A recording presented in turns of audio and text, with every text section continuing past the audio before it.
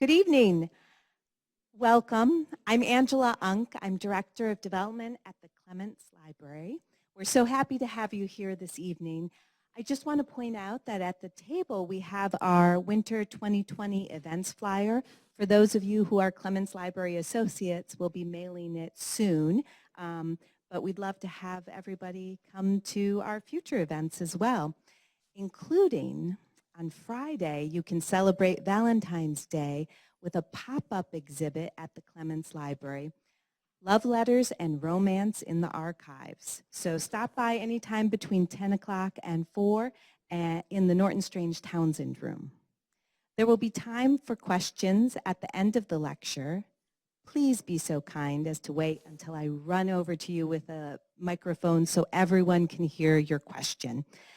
And then after the conclusion of the program, please allow Professor McCurdy to retire to the book table out there, where he will be happy to sign books or answer further questions. Many thanks to Literati for partnering with us to sell books. Now, please take a moment to silence your cell phones. I am pleased to introduce Dr. John McCurdy, Professor of History at Eastern Michigan University. McCurdy was the former Eisenberg External Fellow and a research patron at the Clements Library. He has also received fellowships from the Massachusetts Historical Society and the American Antiquarian Society. His research has resulted in many articles as well as 2 books. He is here today to discuss ideas from his latest book, Quarters, the Accommodation of the British Army and the Coming of the American Revolution. Welcome, Professor McCurdy.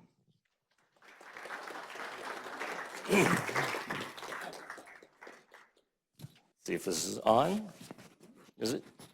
All right, I usually have a pretty booming voice, so usually no microphone is needed, but I have one just the same. Well, I want to thank Angela, I want to thank Anne, Tracy, and Shay for all the work bringing me here to the Clements today. This is a great treat for me. And I also want to thank some other people that helped me work through my research at the Clements. Cheney Chopieri, Brian Dunnigan, and Clayton Lewis were all instrumental in my work when I was here. So I'm going to see how I'll connect it to the podium I stay. Well, in January of 2011, I started researching at the Clements Library, and it used to look like this. If you don't remember back in those days, you would go into the basement of the Clements to start researching. This was the old reading room, and I was looking for a new project. If you're not a professor, you probably don't know that in order to get tenure, you need to write a book.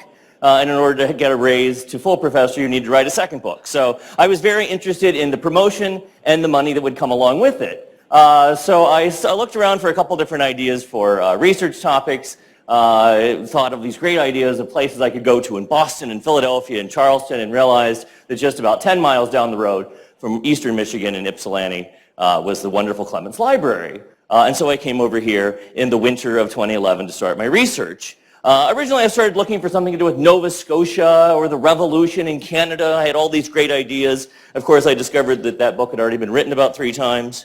So I just started reading. I used to tell my students, I guess I still tell my students, that if you can't find a good topic to research, just go sit in an archives and start reading interesting papers until you find something that grabs your attention.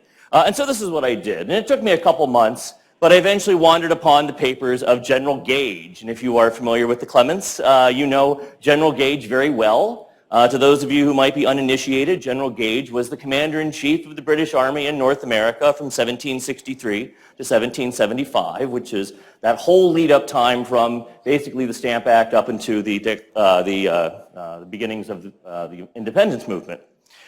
Gage collected all of his papers. They are then acquired by Mr. Clements in the 30s, mounted on these beautiful books filling, 169 volumes of letters. They are written in dark ink on firm paper. These are written by official British Army clerks, so they know how to write a letter. And I also can read cursive, which is very helpful to be able to read these letters. So I started reading through the Clements, or rather the Gage papers, to see what I could find. As I was going through, I realized that there was a lot I was finding in the Gage papers that had to do with the Quartering Act. The Quartering Act, as you might know from your intro to U.S. history class, is one of the flashpoints of the Revolution that, along with taxation without representation, regulation of trade, and policies concerning Western colonies, was one of the motivations for the colonists to declare independence in 1776. I realized that, this would be from a typical textbook. It often shows up as one of these big events, one of these big laws that Parliament passes that makes Americans really angry. And I realized that no one had written a book on the Quartering Act. And I thought, aha, perfect. This will be an easy little project. I'll finish the thing off in a couple of years, right? The hubris of starting any new project. So I thought this would be great. I can write a book on the Quartering Act. But then that raised this question of, well, why? As a colleague of mine once said, if there hasn't been a book written on it, there might be a reason for that. This might not actually be worth a project. So as I began researching and reading through the Gage papers, I found a lot of good information that allowed me to put together a book. And I decided that I wanted this book to explain the Quartering Act, its background, and its execution. But I also realized through my research, partly beginning with the Gage papers, but then moving out into other resources at the Clements and elsewhere, the quartering was part of a larger issue. It was more than one parliamentary law. I also discovered that the Quartering Act was part of a longer history that stretched back hundreds of years, and that the Quartering Act was not limited to the places that became the United States. It wasn't just limited to the 13 colonies. Rather, it had broad expanse and reach throughout North America. And finally, I thought the Quartering Act would be interesting because to move beyond this one law, it could tell me something about military power at the coming of the Revolution. In trying to figure this out, I also wanted to think more broadly about why the Quartering Act might matter, or quartering more broadly matter to us today, 250 years later. And fortuitously, this was when the Eisenberg Center or the Eisenberg Institute was doing a session on place. And so I attended a lot of wonderful speakers here at the university to learn about place. And that really caused me to start thinking about how to frame this idea on quartering and these questions about the Quartering Act. And what I discovered that quartering was first and foremost a debate about the meaning of place. So what is place? There's a lot of great literature on this, which I'm going to do a horrible job trying to sum up, so I won't do that. I'll just say that for place, this is basically why do certain places have the meanings we give them? Why do we think of the home as a place of domestic privacy? How do we come to attach certain meanings to certain places? And then how do those ideas change over time? Place, as I discovered, is vitally important to understanding quartering. The quartering was often a debate about where soldiers could go. If soldiers couldn't go into your house, why not? What was it about the place that was your house that made it a place where soldiers couldn't go? And of course, if you didn't quarter soldiers in your house, where would you quarter them? They had to go somewhere. A lot of colonists decided to build barracks, but by building barracks, this influenced the cities that received the barracks. The colonists also thought about, well, why are these troops now changing our cities? Shouldn't these troops be on the frontier rather than places like Boston and Philadelphia? Ultimately, the debate about the American colonies as a place, should they be part of the empire? And so through this, and I want to do this today in the time I have remaining, is to think about a couple of places and how this will help us think about quartering. And those are the places of the house, the empire, and the city. That these three notions of place are not stable in the 1750s and 1760s. They're open for debate, and people have many different ideas of how to interpret them.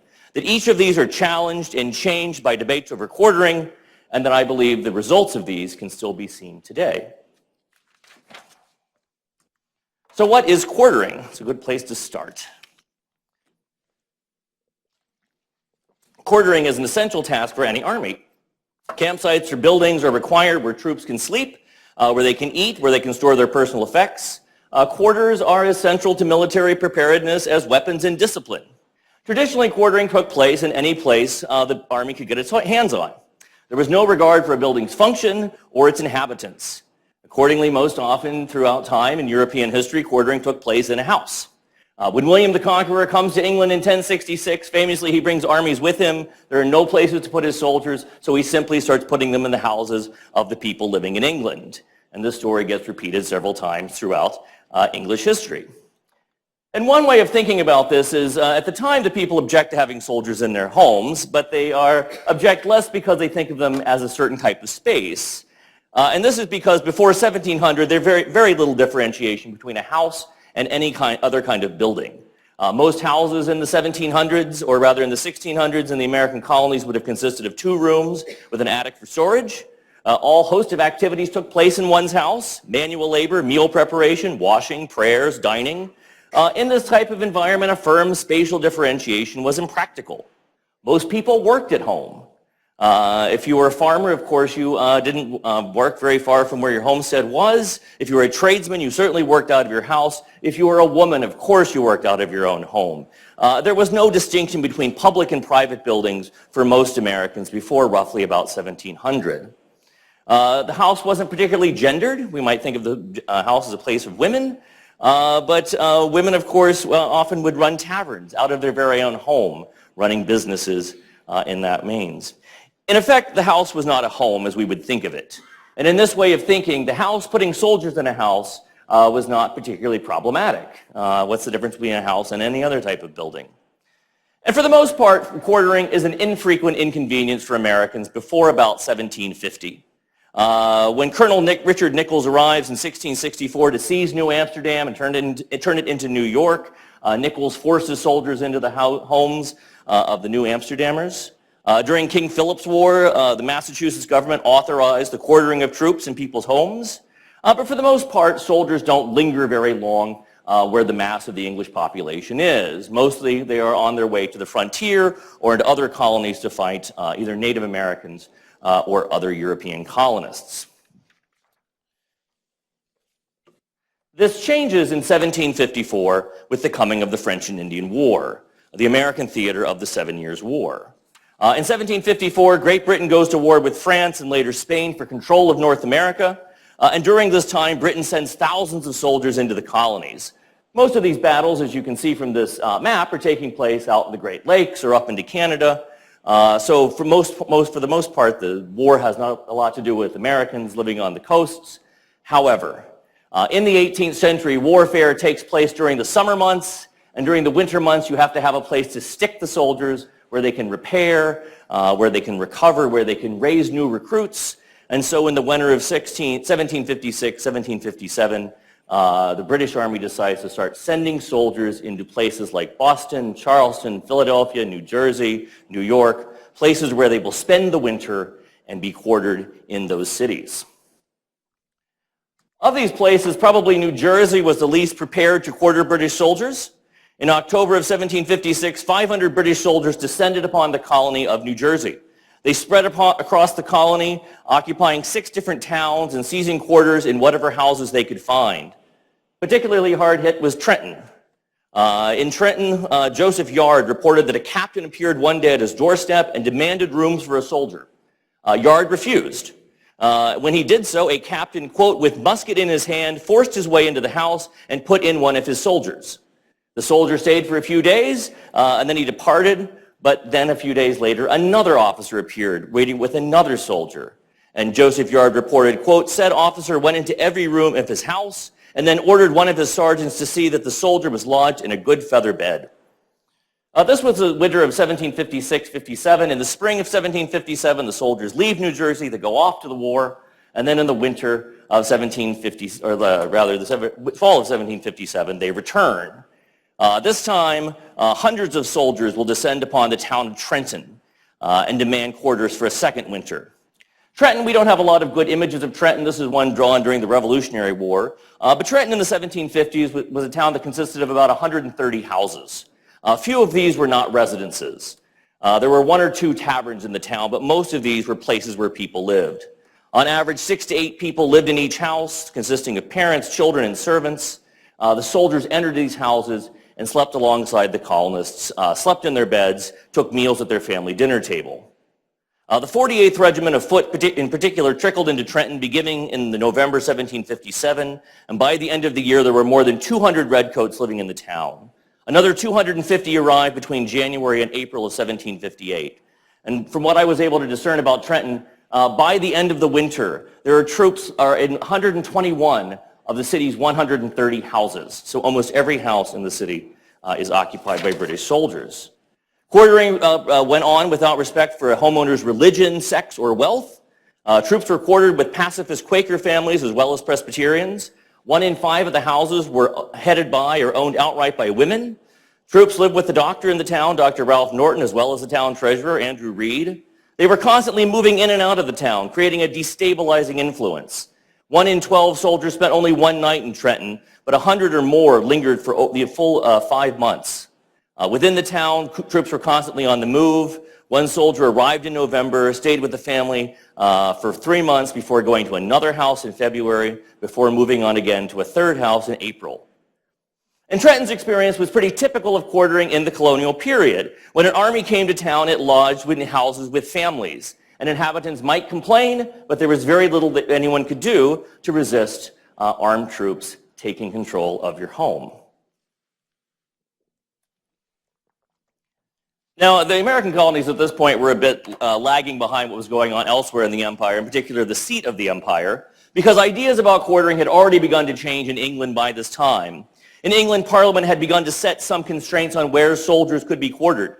In the Mutiny Act of 1689, Parliament had ordered that troops could only quarter in taverns, but could never quarter in domiciles. This introduced, the first time we see in English law, a firm distinction between public and private spaces. The Mutiny Act did not apply to America. And it made sense, in part, just for practical reasons. There simply weren't enough taverns in places like Trenton or elsewhere in the American colonies to make this type of division practical. Houses were also beginning to change at this point as well. Trenton was largely made up of small towns. Within the cities and larger cities, Philadelphia, New York, houses were beginning to change their shape. They began to implement English notions of public and private divisions within the houses. Elites replaced the two-room structures of their parents with two-story Georgian houses. Remunerative work was expelled from the home. The bedroom became a place devoid of strangers, and visitors were increasingly detained on the first floor. It's at this moment that the home becomes imagined as a place where women and children are protected from the vagaries of life.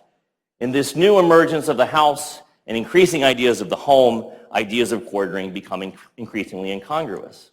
But if you don't put troops in a house, where do you put them? And this was a challenge for all of the cities at this point when the soldiers started arriving for the French and Indian War. And this was a challenge even for the large city, a city like Philadelphia, the largest of the cities in the British colonies at this point. In September of 1756, Philadelphia receives words that 500 soldiers and another 47 officers from the 60th Regiment will be arriving to winter there in Philadelphia with the inhabitants. In response, Pennsylvania takes a very drastic action. The Pennsylvania Assembly passes a law that repeats the Mutiny Act and declares that British soldiers were to be quartered in public houses, quote, and in no private houses whatsoever. This is the first time any American colony, any American legislature makes such a bold protection of its domiciles. So Pennsylvania declares that when the soldiers arrive in Philadelphia, they will all go to taverns. None will go into people's houses, except there were 117 taverns in Philadelphia in 1756. That's a lot of taverns, but even that is not enough space for all 500 soldiers. And so Philadelphia, the city of Philadelphia, also ultimately will surrender the Pennsylvania Hospital, which had recently been completed at this time. And this will be taken over by the British Army for barracks. And this is an interesting point. The people of Philadelphia were not opposed to quartering British soldiers. They had no problem with British soldiers in their town. They just didn't want the British soldiers in their houses. And that becomes the key point here, because they're beginning to think about their houses as private space. Other large American cities emulate this action. In New York and Boston, troops are increasingly quartered in forts. And in Charleston, which didn't have good forts or hospitals, it surrendered an old school building to quarter troops. But ultimately, this could not be a permanent solution. Struggles in places like Trenton and Philadelphia could go on and become an annual occurrence. In 1757, no one knew how much longer the French and Indian War was going to drag on for. So it's at this point that the colonists begin building barracks. Between 1756 and 1759, colonists built massive barracks in the capital cities of New York, Philadelphia, Charleston, as well as the cities of Albany, Lancaster, and 5 New Jersey towns, including Trenton. This was a massive infrastructure project, unrivaled by anything else we see in colonial America, that with 3 short years, Americans had built enough space to house 7,000 British soldiers. The barracks allowed Americans to distinguish public and private spaces for the first time. No longer did Americans have to lodge troops in their homes once these barracks went up. No longer did they have to sacrifice private businesses like taverns, and no longer did they have to sacrifice public institutions like hospitals or schools. And I will make the contention here that barracks do more to introduce domestic privacy into America than anything else we see before the Revolution. But the barracks also have unintended consequences. When the French and Indian War comes to a conclusion in 1763, Britain decides to leave 15 regiments of soldiers in North America.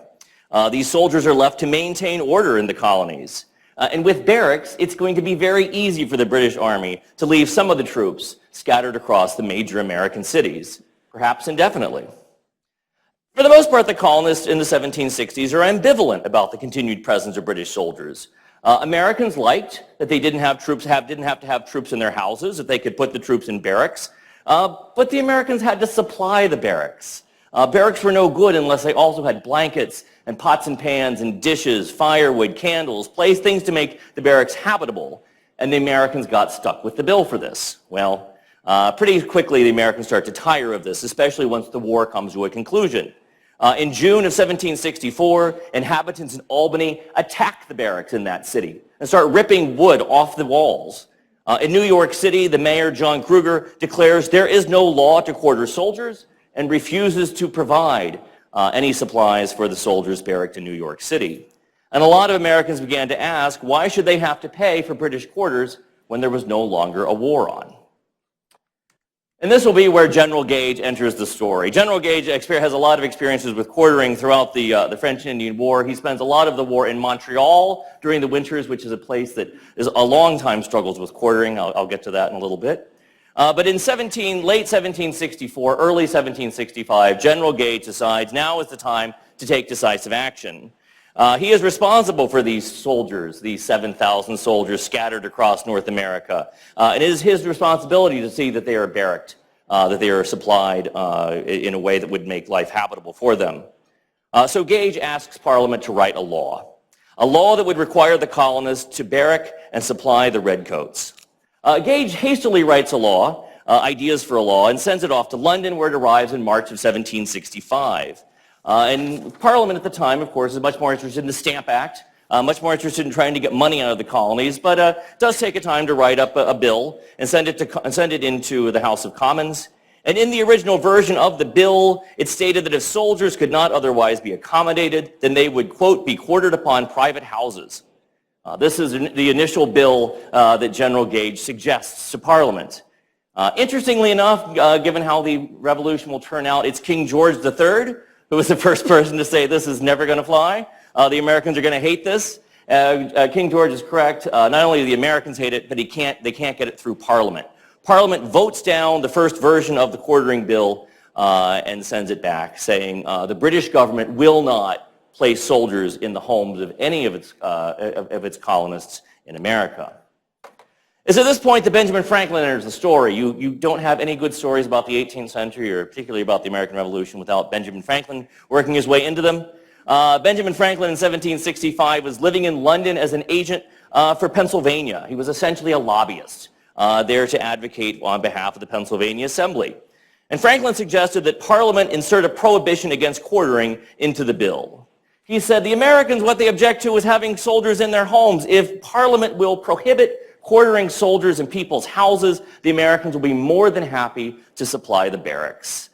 This is a solution that pleases everyone in London. It's a solution that pleases the king. And on May 15, 1765, King George III grants his assent to the Quartering Act. So the Quartering Act is an interesting bill. So I used to teach it this way, as that the Quartering Act shoved soldiers into people's homes, and this is why the Americans got so angry and wanted the British out of North America. That is not true. If you learn nothing else from this talk, please take away from it that the Quartering Act does not force soldiers into people's homes. It does the opposite. In fact, the Quartering Act is very explicit about saying there will not be a quartering of soldiers in people's houses.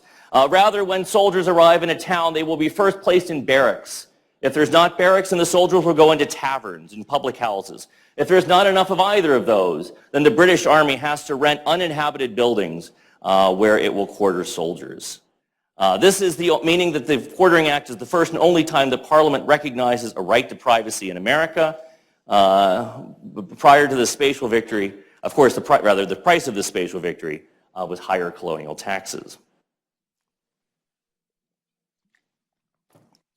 The Quartering Act also invites us to consider a second framing of place, and that's the notion of the empire. The French and Indian War had been very successful for the British. The French and Indian War doubles the size of British territories in North America. For the first time, Britain's claim expanded beyond a strip of colonies along the Atlantic coast to all the lands east of the Mississippi River, Canada, Florida, and the Great Lakes. This brought in a host of new inhabitants of Francophone colonists, as well as new groups of Native Americans. And so once the war comes to a conclusion, a lot of people in London start thinking, we need to start reorganizing the empire and rethinking what North America is, what its place is within the British Empire. Along with this, a lot of Americans began asking, will the Americans have a greater say in their own government? Specifically, the question is raised, were people outside of England entitled to the same rights and responsibilities as people who lived in England or not? Surprisingly, perhaps to us, in 1765, the popular answer was yes. And the Quartering Act, I think, is one way we can think about how this was supposed to play out. That for the first time, Americans in the Quartering Act would be guaranteed the same rights as people living in England. They would have the right to not have to quarter soldiers in their private homes. Again, this was a right they had enjoyed in England since 1689. In consequence, the colonists faced the commensurate obligations. They had to pay for the military infrastructure, much like inhabitants did in the mother country. However, this idea quickly falls apart during the implementation of the Quartering Act, and tracing this can help us to appreciate the debate over the empire as a place. The first attempt to enforce the Quartering Act surprisingly does not come in any of the 13 colonies that will declare independence, but rather takes place in Quebec. In 1765, most of the British soldiers in North America were not in the American colonies that become the United States, but rather were in Quebec and Montreal, scattered across Canada. Thousands of soldiers were quartered there. It was exceedingly expensive, and this cost fell entirely on the British Army. Accordingly, General Gage, who received command to start cutting costs, looked to Quebec and thought this might be a good place to cut some costs. This might be a place to implement the Quartering Act and have the Quebecois pick up some of the cost of quartering soldiers. However, the Quartering Act was an extremely poor fit for Canada. Most cities in Quebec lacked barracks, common in places like New York and Pennsylvania. Instead, British soldiers that had conquered Canada had forced their ways into domiciles. Montreal falls in 1760 to thousands of British soldiers. 5 years later, in 1765, there are still 5,000 British redcoats living in Montreal, almost all of whom are in the homes of the Quebecois, living without permission of the homeowner or without any compensation going to the homeowner. Accordingly, in the summer of 1765, General Gage sends the Quartering Act on to Quebec, asking that this law be implemented. But things there had gone awry. There were prickly relations between the civilian and military authorities in Quebec. General James Murray, who we see here, had been part of the invasion of Quebec in 1759. After the death of Wolfe on the Plains of Abraham, Murray had been named governor of Canada. However, with the imperial reorganization, Murray had lost his military powers. Military reorganization, things like the Quartering Act, had put the British Army in North America under the direct control of General Gage. General Gage delegated this power in Canada to General Ralph Burton, meaning that Governor Murray was stripped of his command of thousands of redcoats. The short version of the story is a bitter, bitter feud emerges between Governor Murray and General Burton over who's going to control the British soldiers and who's going to get stuck paying to quarter these soldiers. When the Quartering Act first arrives in Canada, both Murray and Burton seize the law to embarrass the other. Burton claims, quote, "The act plainly shows that the provinces are to furnish barracks and everything necessary thereto belonging." According to General Burton's idea, the government of Quebec was now to start building barracks and to supply them, removing this from being a cost of the army. Governor Murray, on the other hand, reached a very different conclusion. The governor convened the provincial council to discuss the Quartering Act, and the lawmakers concluded that the Quartering Act made quartering in private houses illegal throughout Canada, as it did anywhere else in North America. The council then ordered General Burton to remove regulars from the colonists' homes and to place them in uninhabited buildings immediately, and if not, quote, the government here must provide quarters for the forces. This decision by Governor Murray and the provincial council puts Burton in a very difficult position. Burton had neither the resources nor the authority to build barracks in Montreal or Quebec, so instead he rents a warehouse in the center of town, but this quickly burns down, meaning that Burton is stuck trying to find a place to legally quarter these soldiers in compliance with the Quartering Act. Throughout the winter of 1765-1766, Burton and his associates go door to door pleading with Canadians to quarter soldiers. This time they were assured that they will receive cash in exchange. The British Army will pay you if you continue to quarter these soldiers in your homes. Most Canadians agree, but 4 or 5 homeowners refuse, and 27 soldiers are turned out into the streets. A sergeant major who was sent to investigate found, quote, the door was purposely shut against him, and he was told he had no right to quarter, nor would they. Meaning that Canada becomes the first stumbling block to the execution of the Quartering Act in North America. The law was supposed to be an exchange of rights for commensurate responsibilities. The colonists were supposed to be guaranteed privacy in their homes in exchange for taxes to provide supplies for the barracks. And people who lived in Montreal and Canada, they liked the rights that came with the Quartering Act. They liked being able to kick soldiers out of their home, but they could not afford, nor did they have to pay the taxes to build barracks and provide supplies. Governor Murray, for his part, said, well, that's fine. I will simply take the bill for this and send it to the British Treasury and have them pay to quarter soldiers. Of course, the British government hates this. That is not the point of the Quartering Act. And the British government tells General Gage that the Quartering Act does not apply to Canada, and that's the end of the attempt to enforce the Quartering Act anywhere outside of the original 13 colonies. So once the Quartering Act fails in Canada, General Gage starts rethinking how to structure the placement of the British Army in North America. In the summer of 1766, Gage moves 3 regiments from Canada and the Great Lakes and sends them to the coastal areas. He sends them to the cities of New York, Philadelphia, and to the New Jersey towns of Elizabeth and Perth Amboy. Soldiers march to these locations and take up residence in barracks that were already standing in those towns. In compliance with the Quartering Act, Gage dispatched requests for supplies to the colonies.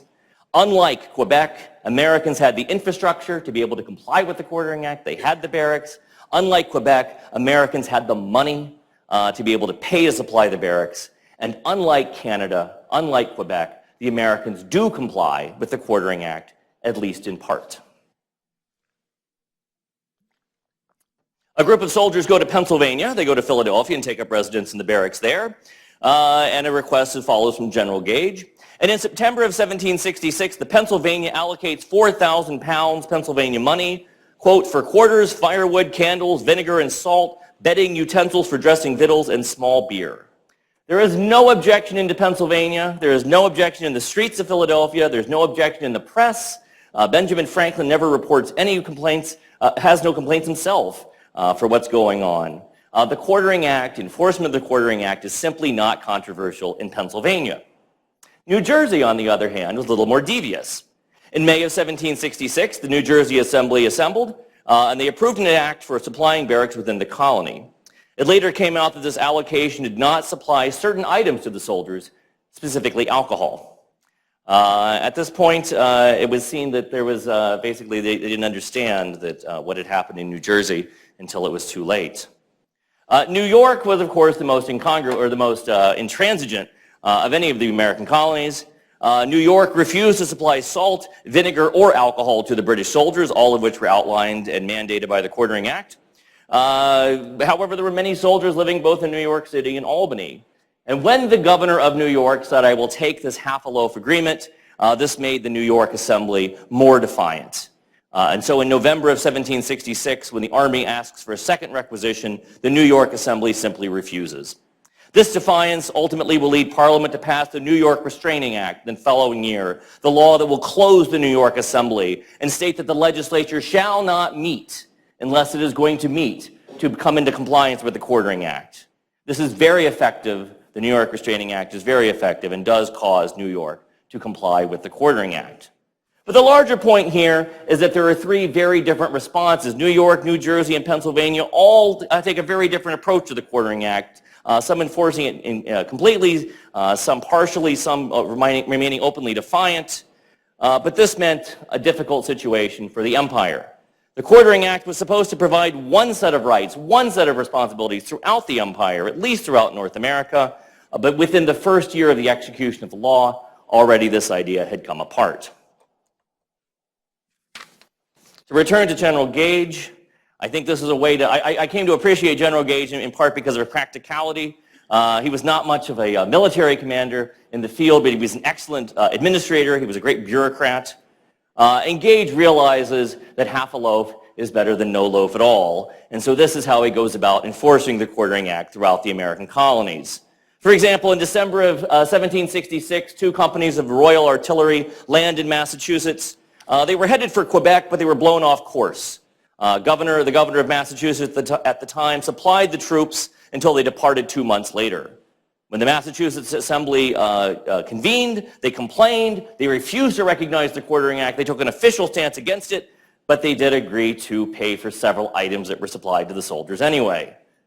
Similarly, in South Carolina, there were about 100 soldiers stationed throughout South Carolina. And in late 1766, General Gage requested money agreeable to the Act of Parliament.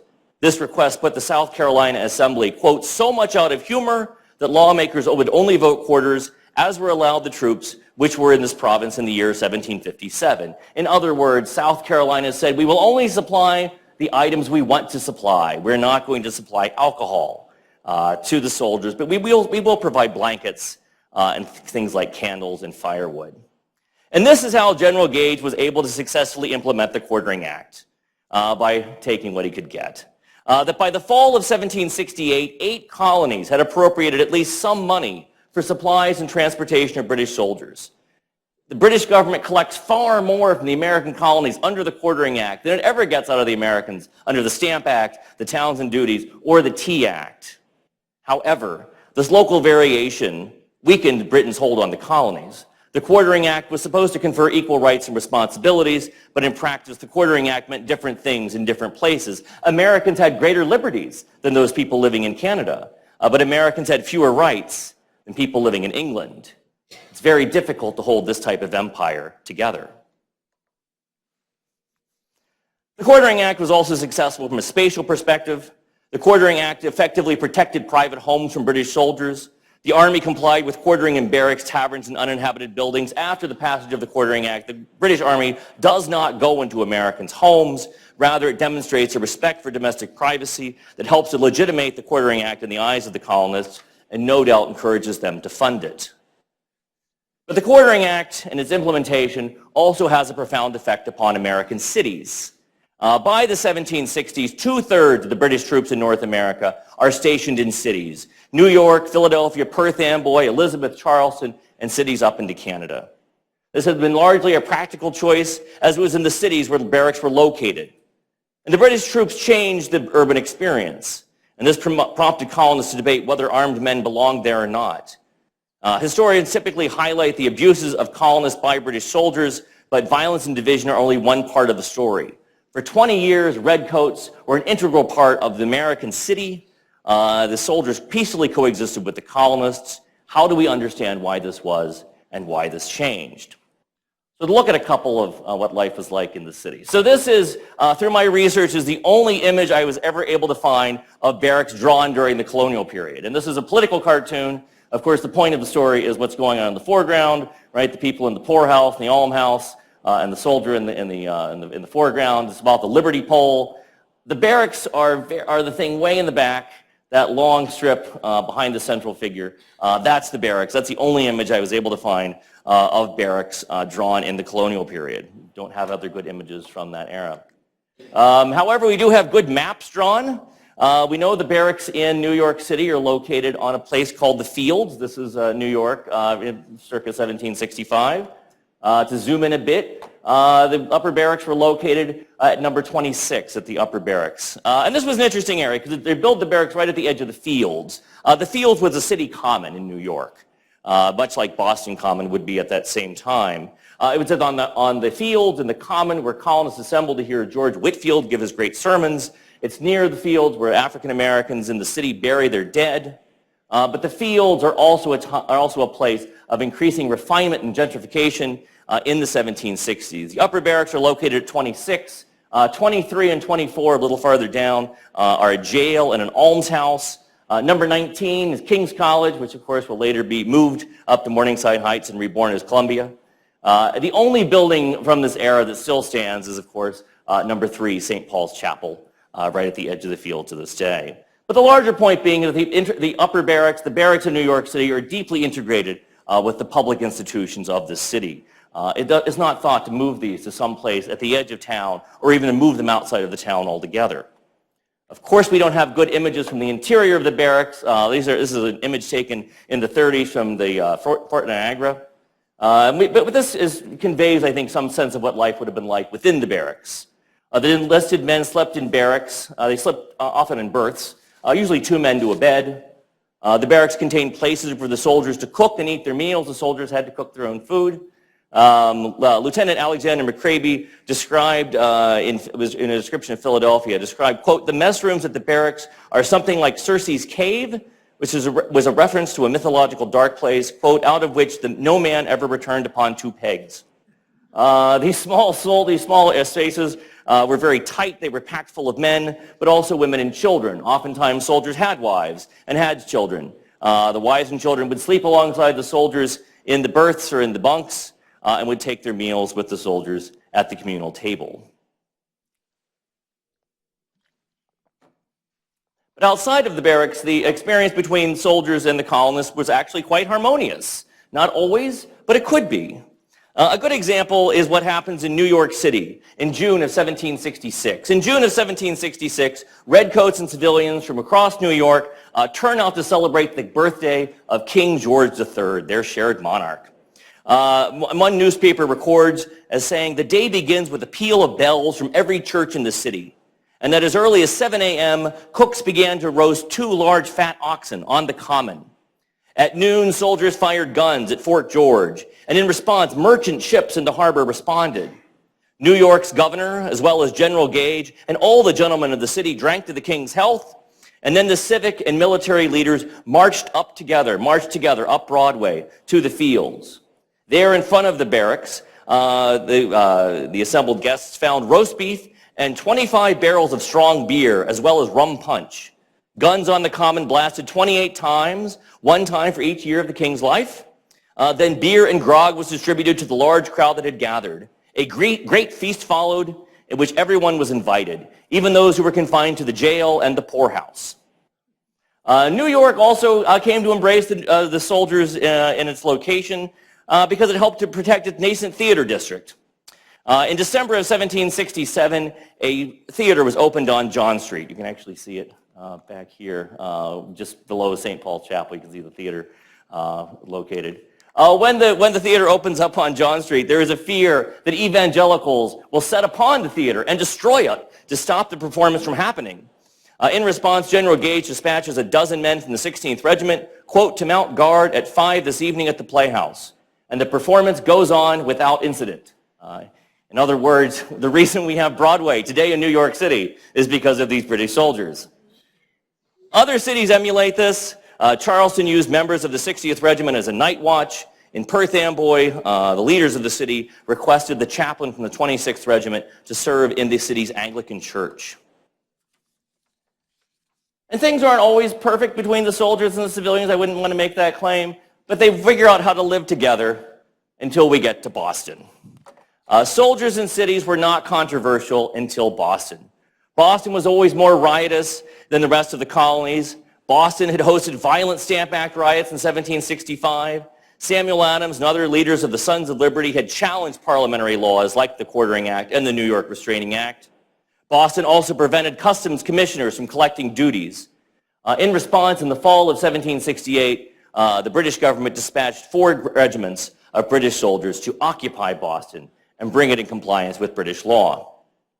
Unlike other American cities, Boston had no barracks. Boston refused to allow British troops into the city, It insisted instead that all soldiers who arrived should remain in the harbor on Castle Island. But Castle Island was too small to hold 4 regiments, and so the Army needed alternatives. When the Army arrives in October of 1768, the commanding officer requested quarters for 1,500 soldiers, and the Massachusetts Assembly flatly rejects the request. It flatly rejects the Quartering Act. Instead, Massachusetts the Massachusetts Assembly will state that the Quartering Act was proof, quote, "we can no longer be free representatives, nor are constituents free subjects." In response, the Army simply encamps on Boston Common and the Massachusetts State House and Faneuil Hall, simply takes control of the city's most public places. Although the Army eventually rents buildings to live in Boston, tension remains high in the city between soldiers and civilians. The soldiers and civilians in Boston never get along the way they do in New York or Philadelphia. Boston's experience had a profoundly negative impact on the Quartering Act. Massachusetts, of course, refused to pay for lodging and supplies. That bill went entirely to the British Army. But stories from Boston reverberated throughout the American colonies. A riot broke out in New York City in response to the arrival of troops in Boston. And New York vowed not to pay the least regard to the acts of Parliament.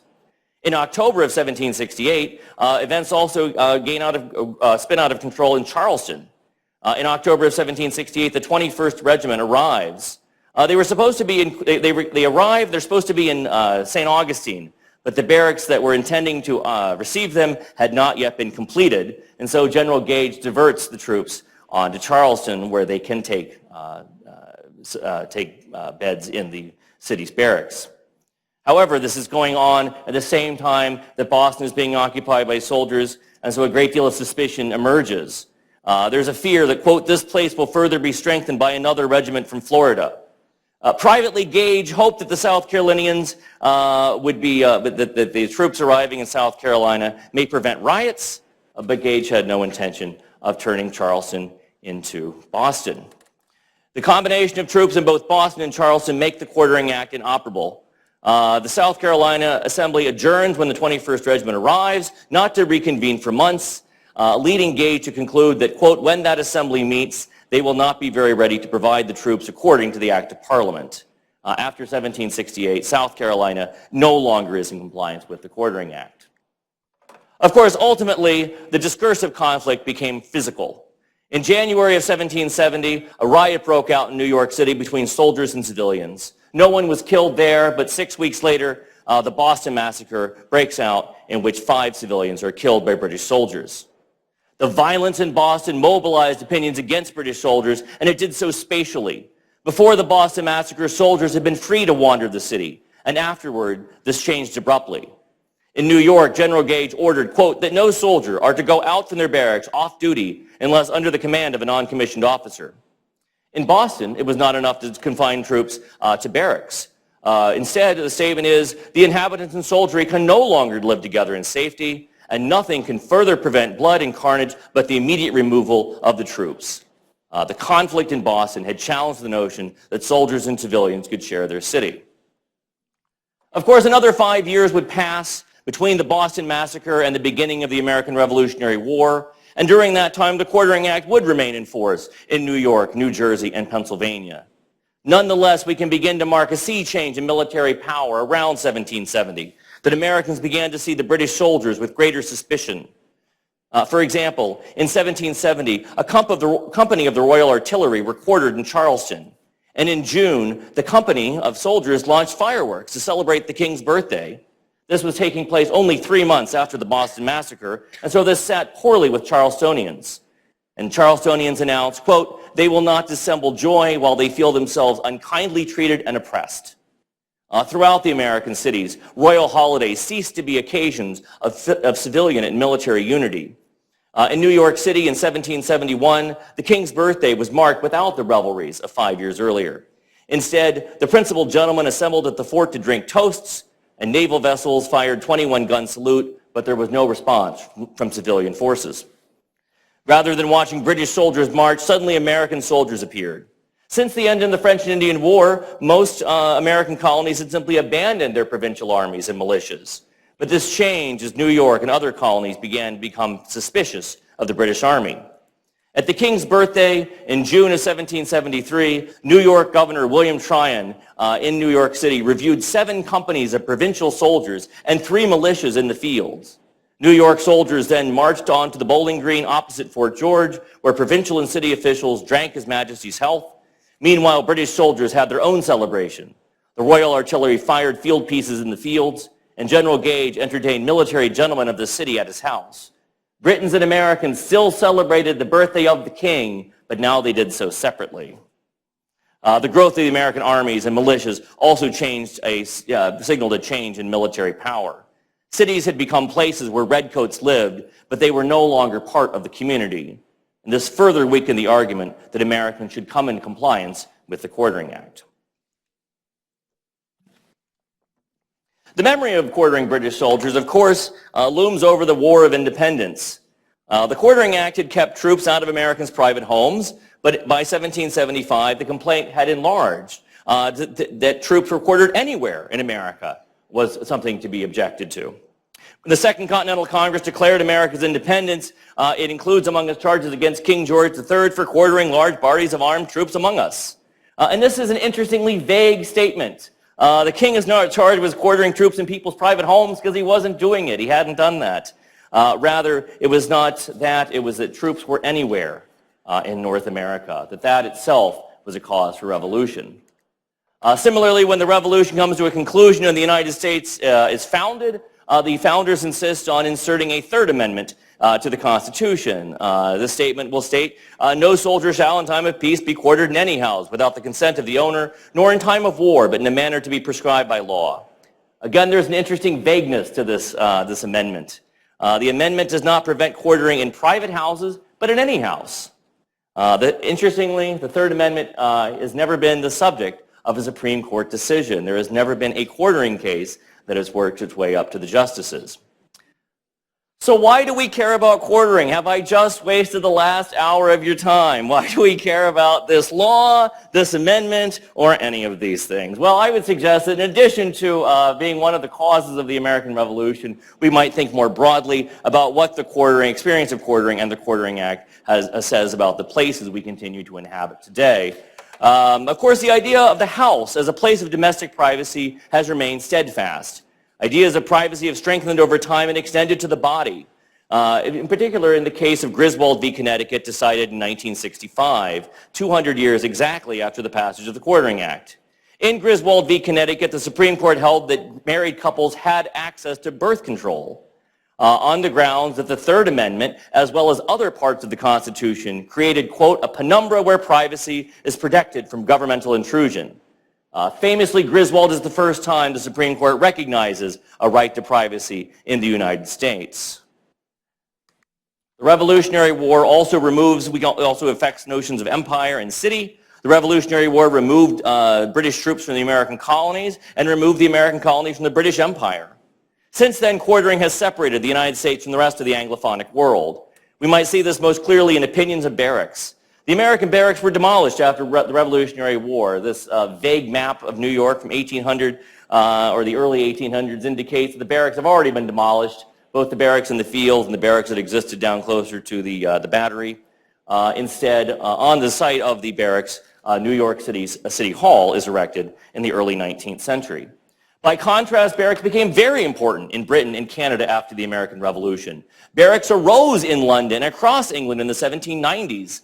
Canadians also began building barracks during the American Revolution and shortly after the creation of the United States, in part out of fear that the United States would soon be invading. Different opinions of barracks have in turn affected views of the city. Armies have only returned to U.S. cities at moments of mass mobilization like the Civil War. Populations have truly grown up around military installations, but the largest U.S. cities continue to be devoid of military infrastructure and soldiers. Fears that the city will return to its previous existence reappear every time the country decries urban war zones or when the National Guard troops confront violent protesters, such as in Chicago in 1968 or in Ferguson in 2014. Statues and memorials have replaced the barracks and the actual soldiers. Quartering truly was more important in the 20 years before the Revolution than at any time since. Yet the presence of British soldiers in places like New York and Trenton, and in the 1750s generated a discussion of place, the answers to which have proven surprisingly resilient since then. Thank you. Does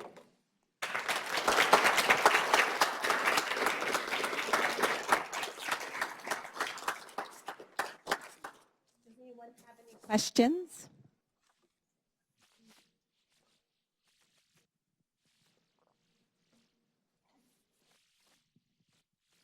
You spoke about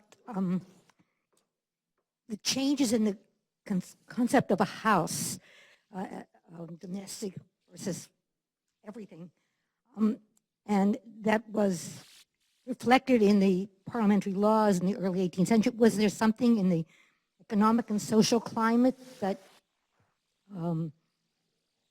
led to that or influenced that concept? Or, yeah, well, in England, where the parliamentary action was, and then spreading. 1689, the glorious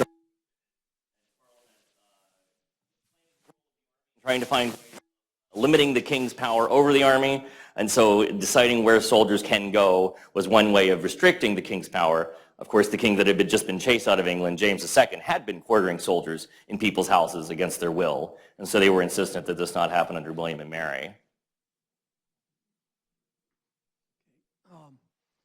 First of all, thank you, because I didn't realize the impact that quartering had on the history. But can you give me an idea of when the concept of American versus British, who our identity started to switch? Do you have that idea? No. It's a long process, right? So we know that during the War of Austrian Secession, during the War of Jenkins' Ear, you have armies that are being organized of Americans. That the term is being American is being used to talk about these colonists in a way that is inclusive. That they're no longer being talked about as Virginians or Bostonians. I mean, concepts of an identity, I mean, where you're getting an American identity from, I think is something that emerges slowly, certainly in the lead up to the Revolution, during the Revolution, after the Revolution. Of course, it's an incomplete process, even in the 19th century. Is there anything that you came across that would shed any light on whether housing the soldiers either in homes or in barracks and having to provide food to them, did it affect the standard of living of those families or those cities? It seems like it would have put a significant burden, at least in New Jersey. Yeah. So it depends on what soldiers were quartered in your house. So even after the Quartering Act is passed, it says you don't have to have soldiers forced into your house. You still can choose to have soldiers. You still can choose to rent a room to soldiers, and many Americans will choose to rent rooms to officers because officers are paying for their own way. Oftentimes, and have good money and are well-mannered, and will sometimes will even bring families with them. And so in that respect, having officers in your house would certainly elevate your standard. It's unclear in what's going on during the French Indian War in some places like New Jersey and Maryland as well. Is the British Army picking up the tab for feeding the soldiers, or are the homeowners being required to feed the soldiers and then they're being compensated? So that some of that's unclear. Hi, thank you. So you mentioned how in I think it was like around 57, Trenton at one point had like 121 of the 130 homes had British soldiers in them, and I'm wondering, I guess because that was like almost 10 years before the Quartering Act, what was like the jurisdiction that Britain had to do that, to put the soldiers in the homes? I think you might have touched on that in the beginning, I forget. And then also, I guess just to get a sense logistically, like, do these homes just all have extra beds for these soldiers and also maybe even their families? Like, I'm confused how that actually would have worked. Right. And that's the second question is a really good one, and I have no clue how to answer it because most houses are pretty small and most beds are pretty small, and this is the era when everybody gets into bed together, right? You don't have sort of individual bedrooms for people. And there is a concept, and this is true, I see this in the 17th century when the English are invading New York or New Amsterdam, that the commander is clear, soldiers don't go into beds with the colonists. That's where your privacy is. You shouldn't expect to have a soldier in bed with you or your wife or your children. So I assume this means a lot of soldiers ending up on the floor, A bed would be basically straw at this point, maybe a blanket over it. So the difference between where a colonist is sleeping and where a soldier is sleeping is not going to be that different. But they're going to be tucked in pretty tight, cheek to jowl. In terms of what authority they have, this is a point of contention because Americans in the 1750s, some are making the argument that the British Army has no right to come and simply start quartering soldiers. But it's the commander-in-chief, one of the ones who comes before Gage, who says, there's a war on. I don't care. We have to put these soldiers somewhere. They have to have a place to sleep. I don't care about constitutional niceties because of it's a time of war.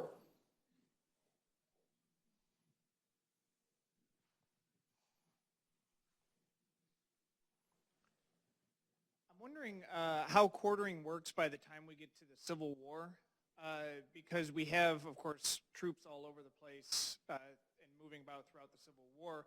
And we had a barracks building in Ypsilanti. So who's paying for that? Who's building that? Who's supplying that? Is that the U.S. Army? Is that the city of Ypsilanti? How is that working by the time we're getting to the Civil War? Yeah, the who pays for it, I don't actually know the answer for, but I know you do get these show up, like New York City, even where they're touring down the barracks on the fields, to build City Hall. They do build temporary barracks right there in the middle of the common, right in the middle of that area, right in front of City Hall. And it's mostly recruits, right? So this is about, we just need a place to put the men until they can be put on a train and sent south. And this is one of these points of the book. Of course, my book only goes up roughly to 1800, right? I don't try to make claims about what's going on in the 19th century. I have other people can do that. But so I was asking a colleague of mine who teaches the Civil War and works on this, and I said, well, is quartering going on in the Civil War? You have northern troops marching throughout the South. They've got to be seizing people's houses in violation of the Third Amendment because Congress never passes a law making it okay. And it's not technically a time of war because Congress never declares war when the Civil War takes on. And he was insistent that the American soldiers in the South don't seize houses. That they do build independent places for the soldiers to live. They do build basically temporary barracks in the southern states because they don't want to be in houses. And they also have the railroads, so it's easier to move troops back and forth than it would have been 100 years earlier. The caveat, of course, he added was, of course, the Army starts throwing up barracks. Where do they get the materials to build these barracks? Well, sometimes they go and rip down people's houses. And that's how they build these barracks to put the soldiers in.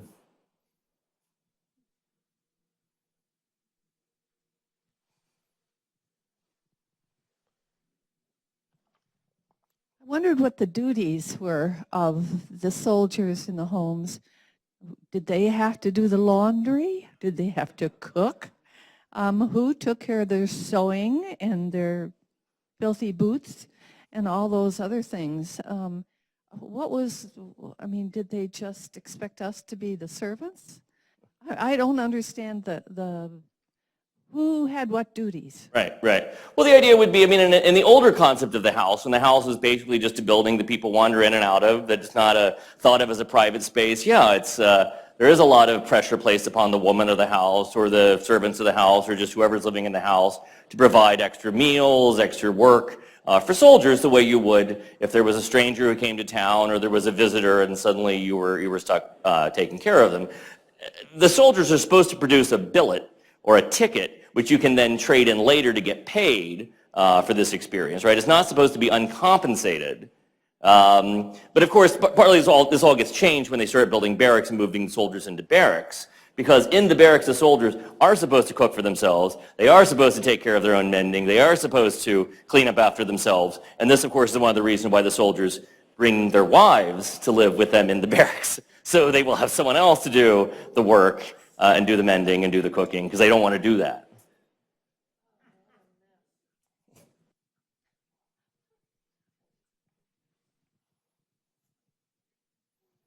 Question, were there any incidents of people, so you got young men or soldiers living next to civilians with young women, is there any, or, why do soldiers have reputation?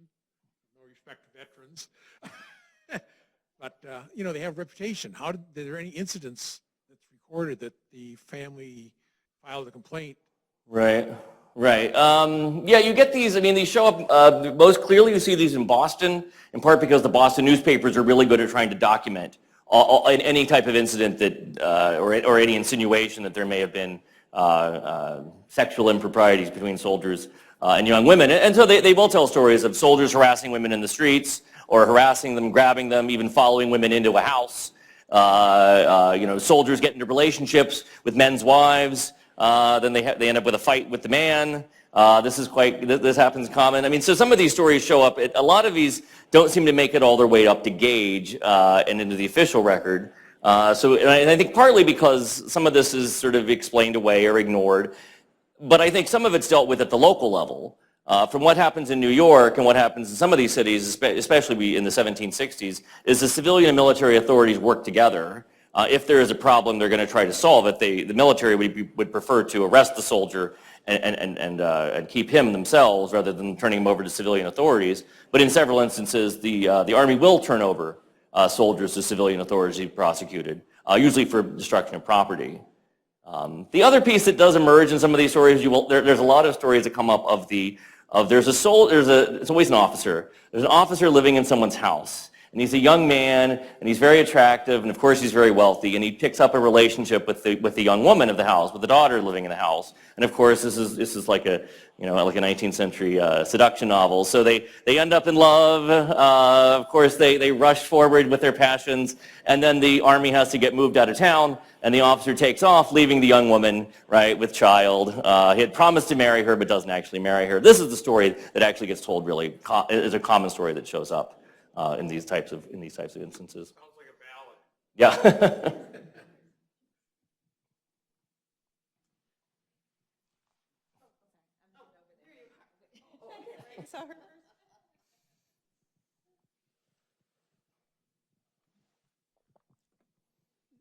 Your account of how relationships just flipped so suddenly, where they had worked out some sort of two groups of people, two different populations living in close proximity, getting along, and then something happens in the dynamic of these two populations, and just suddenly within 3 years it's over. I mean, they're enemies, and